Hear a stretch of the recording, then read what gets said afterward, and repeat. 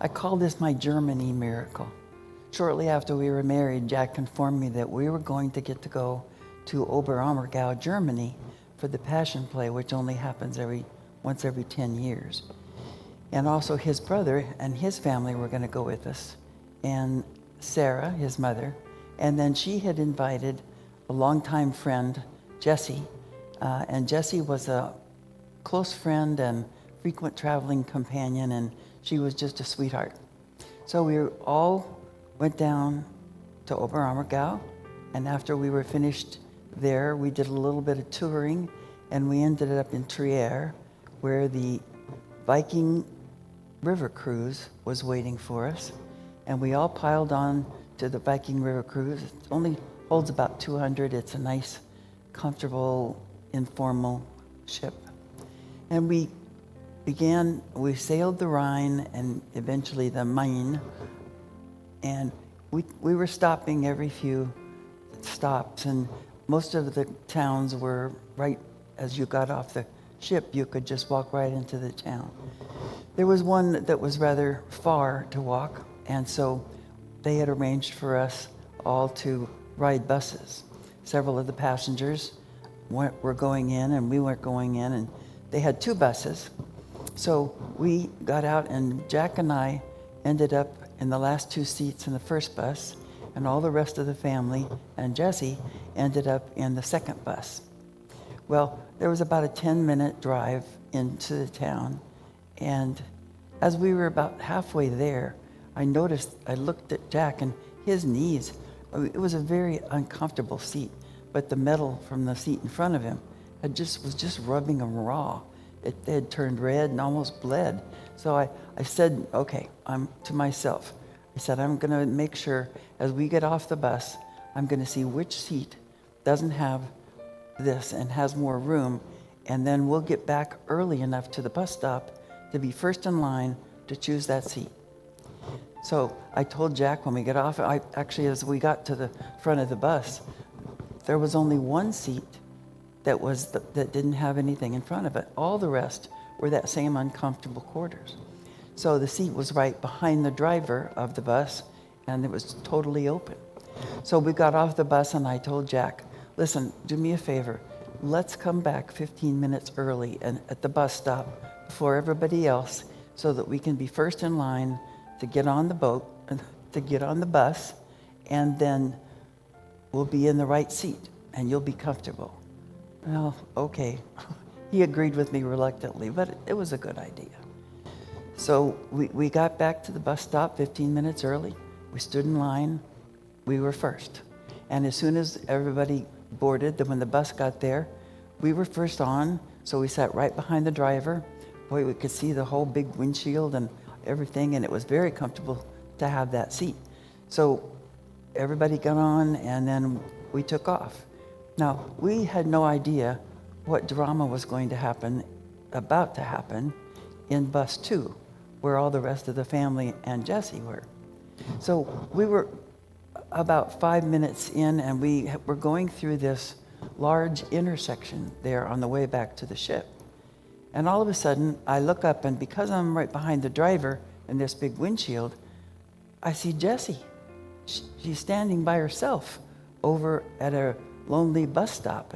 And I said, Jack, that's Jessie. And his first instinct was to go, hi, Jessie. And I'm leaping toward the driver. Stop the bus. And he's startled and stops. It comes to a screeching stop, and Jack's embarrassed that I said it. And I said, she's ours. That's Jessie. She's ours. And she's in the wrong place. And so the bus pulled over, and Jack ran out and got Jessie and brought her back in, and we all squeezed in the first front seat. Now, I should tell you at this point, Sarah had told me as an aside before we ever came on the trip.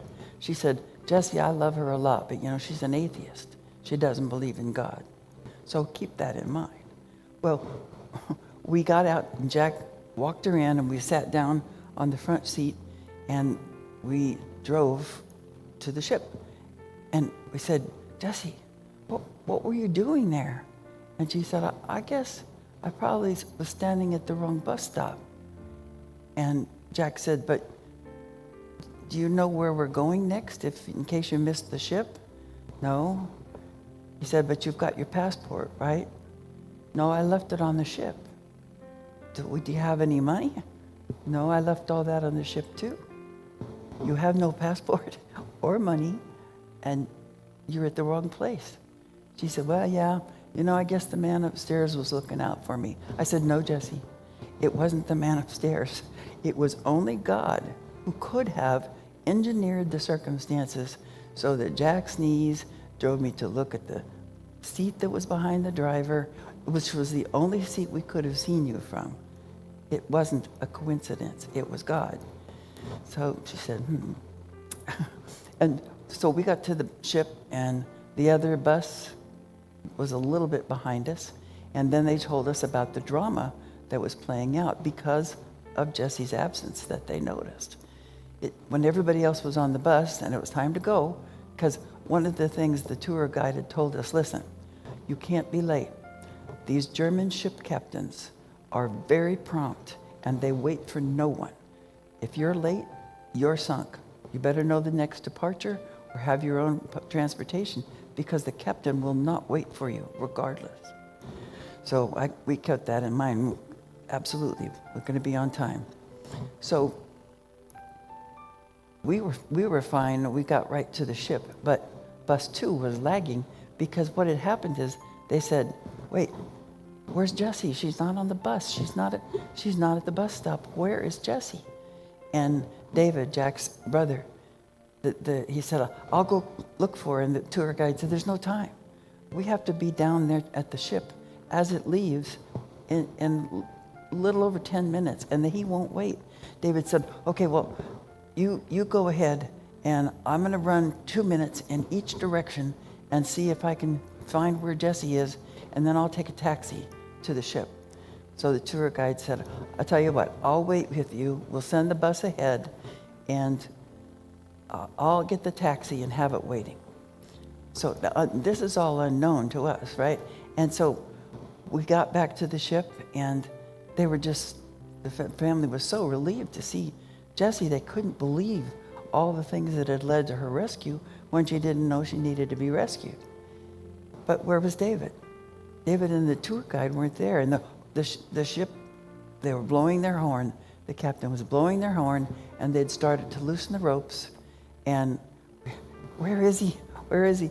I looked out there, and I saw at the top of the hill the taxi racing down in a zigzag to try desperately to get to the dock.